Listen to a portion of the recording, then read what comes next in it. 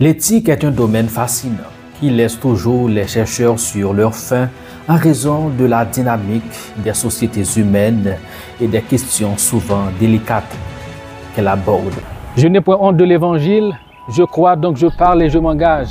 Je refuse de gaspiller ma vie et de quitter ce monde sans rejoindre Dieu dans son mouvement dans le monde, car la moisson est grande mais les ouvriers sont si peu.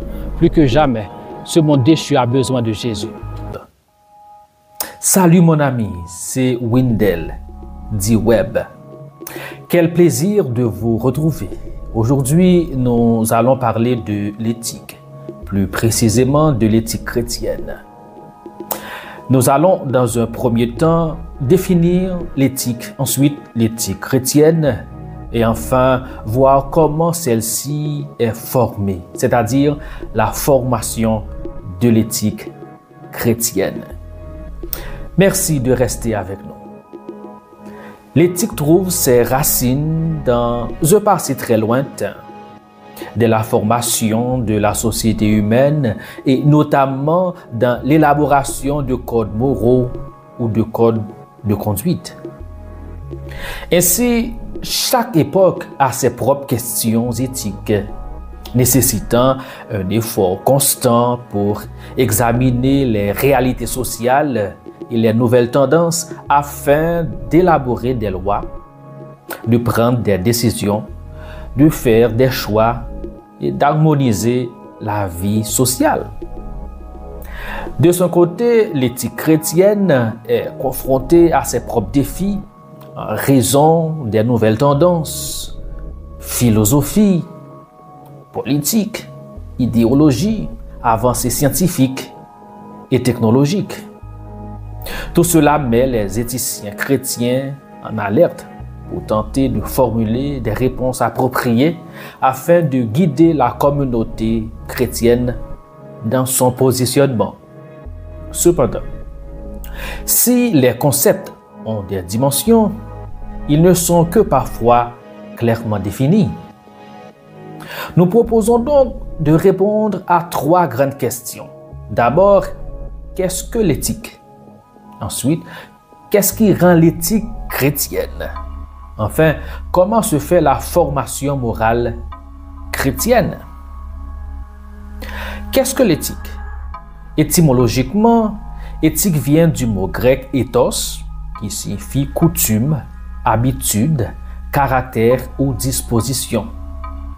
Au sens large, l'éthique est définie comme une discipline philosophique, encadrée plus précisément dans le domaine axiologique, qui réfléchit aux questions morales, c'est-à-dire à ce qui est moralement bon ou mauvais, moralement juste ou faux.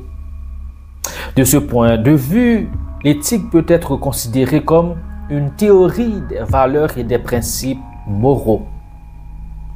La détermination de ces valeurs et principes moraux est souvent formulée à travers des questions telles que qu'est-ce qui est bien ou mal? Décision morale. Quel langage est bon ou mauvais? Quels sont nos droits et nos responsabilités? Comment devrions-nous vivre? Toutes ces questions et bien d'autres concernent la norme morale par laquelle les humains déterminent ou jugent ce qui est bien ou mal et font partie de nos processus de prise de décision. Dans Making Moral Decisions, Rowan Williams explore les nuances de la liberté, de la connaissance de soi et de la prise de décision morale. Il critique la vision moderne de la liberté en tant que simple choix de consommation, arguant que la véritable liberté se trouve dans des relations profondes, en particulier au sein d'une communauté de foi chrétienne. William souligne que les décisions morales sont influencées par la vie communautaire et la relation avec Dieu, dont l'amour généreux devrait guider les actions chrétiennes, reflétant la beauté divine comme un don à la communauté. Il aborde également le défi du discernement moral et l'importance de l'unité au sein de l'Église qui nécessite la miséricorde et la guérison. De ce point de vue, il semble impossible de dissocier l'éthique de la morale. Selon Lisa Saul-Cahill, l'éthique renvoie aux interprétations et aux idéaux ou normes de comportement moral, tant au niveau individuel que sociétal. Si l'éthique se positionne comme un cadre normatif, philosophique ou théorique, la morale constitue l'aspect pratique ou le champ d'application sur lequel se concentre la réflexion éthique. C'est pourquoi certains éthiciens soutiennent que l'éthique est l'équivalent de la morale philosophique. Qu'en est-il de l'éthique chrétienne? Qu'est-ce qui fait que l'éthique est chrétienne? Chercher à savoir ce qui fait qu'une éthique est chrétienne, c'est d'abord chercher à comprendre ce que sont l'identité chrétienne et l'éthique chrétienne, au moins en termes de définition. L'identité chrétienne peut être définie comme l'ensemble des croyances, valeurs et principes tirés de la vie de Jésus, c'est-à-dire de sa mission et de ses enseignements qui sont considérés comme ayant une autorité morale pour façonner la nature de l'Église et le caractère de ses disciples dans le monde entier. De ce point de vue, l'éthique chrétienne peut être définie comme un système moral centré sur la personne de Jésus-Christ, enraciné dans la révélation de l'Ancien et du Nouveau Testament, indiquant un mode de vie conforme à la volonté de Dieu. Ainsi, par tradition et par principe, l'éthique chrétienne se fonde sur les valeurs et les principes judéo-chrétiens.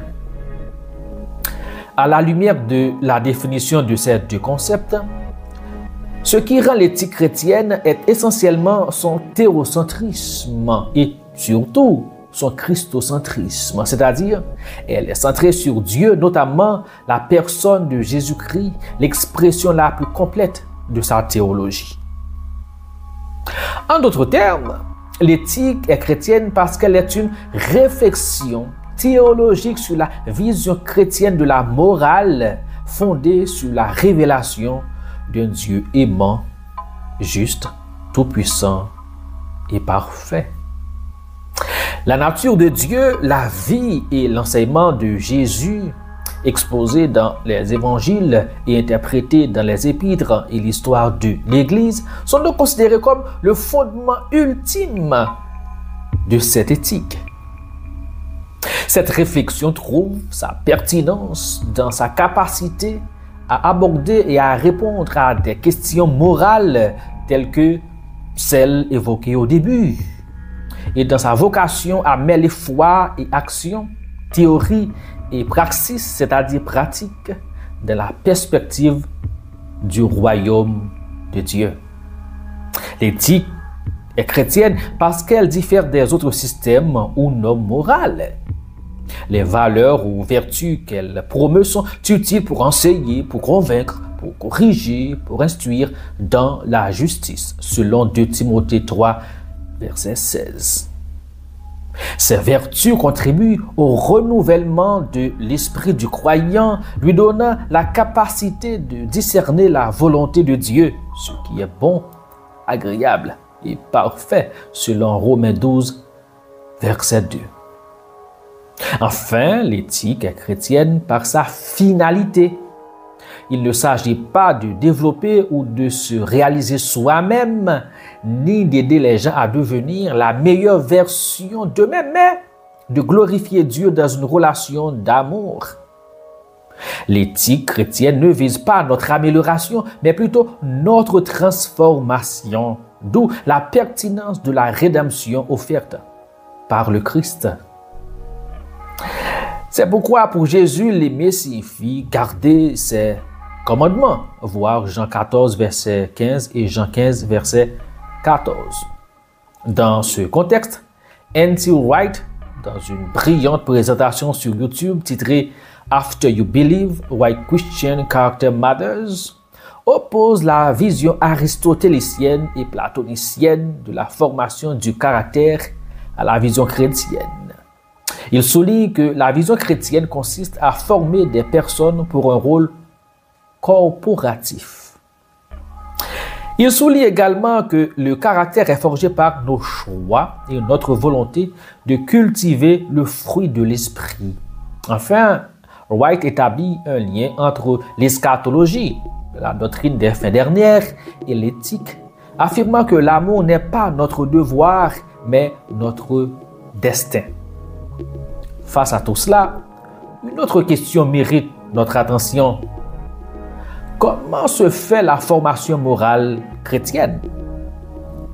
En ce qui concerne les vertus, Jean Porter soutient que deux sources ont été déterminantes pour la réflexion chrétienne sur les vertus, à savoir les idéaux et les théories de la vertu qui ont émergé dans l'Antiquité grecque et ont été élaborées plus avant dans l'Empire romain hellénistique et les idéaux de la vertu énoncée ou implicite dans l'Écriture. C'est une manière de souligner l'importance d'autres systèmes philosophiques, moraux sur la formation de l'éthique chrétienne. Il y a également lieu de considérer la loi naturelle inscrite dans le cœur de tout être humain. C'est pourquoi Paul affirme que ceux qui sont morts sans la loi seront jugés selon la lumière qu'ils ont reçue de Dieu. Voir Romains 2, verset 15. La formation morale chrétienne provient d'au moins trois canaux principaux: l'Église, la famille et les institutions chrétiennes, principalement les centres d'éducation chrétienne. Tout d'abord, l'Église locale constitue le champ communautaire où les valeurs, les vertus et les principes moraux chrétiens sont interprétés, enseignés et encouragés.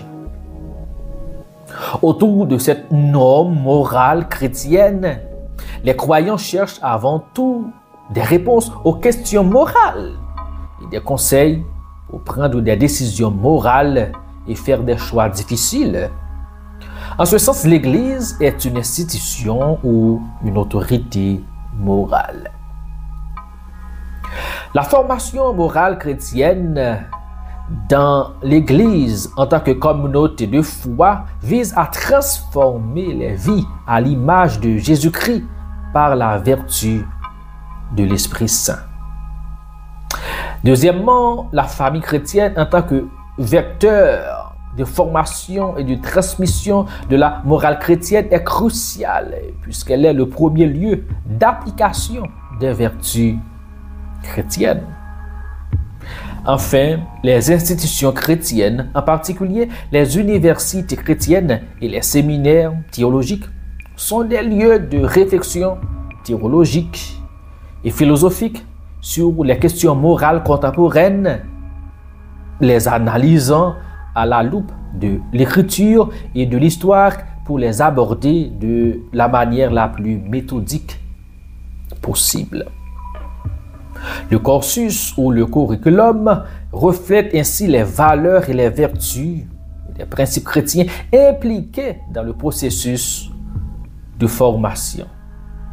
C'est pourquoi les grandes écoles de pensée théologique, comme la théologie de la libération, sont formulées par des théologiens érudits, souvent avec une préoccupation doctrinale et éthique. Comme Karl Barth l'a si bien compris, chaque postulat doctrinal a son corrélat éthique. Force est de constater que le domaine de l'éthique est d'une grande complexité. C'est un domaine de réflexion qui nécessite une analyse approfondie des systèmes éthiques et des réalités sociales. Comme l'écrit Tim Cowange dans son analyse de la théologie de la libération, si nous acceptons la position selon laquelle On ne peut pas faire d'éthique sans analyse sociale. Une réflexion éthique plutôt dense et à plusieurs niveaux est inéluctable. Pour l'analyse sociale elle-même, la condition préalable à la réflexion éthique est d'être motivé par l'éthique.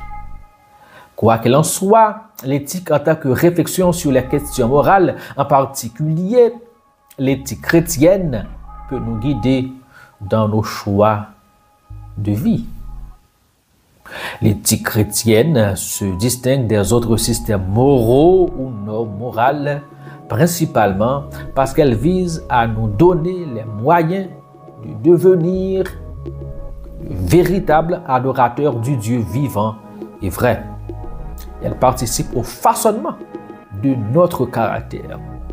Notre caractère est lui-même façonné par notre rencontre avec ce Dieu relationnel qui place devant nous le bien et le mal, la vie et la mort, selon Deutéronome 30, versets 15 et 16.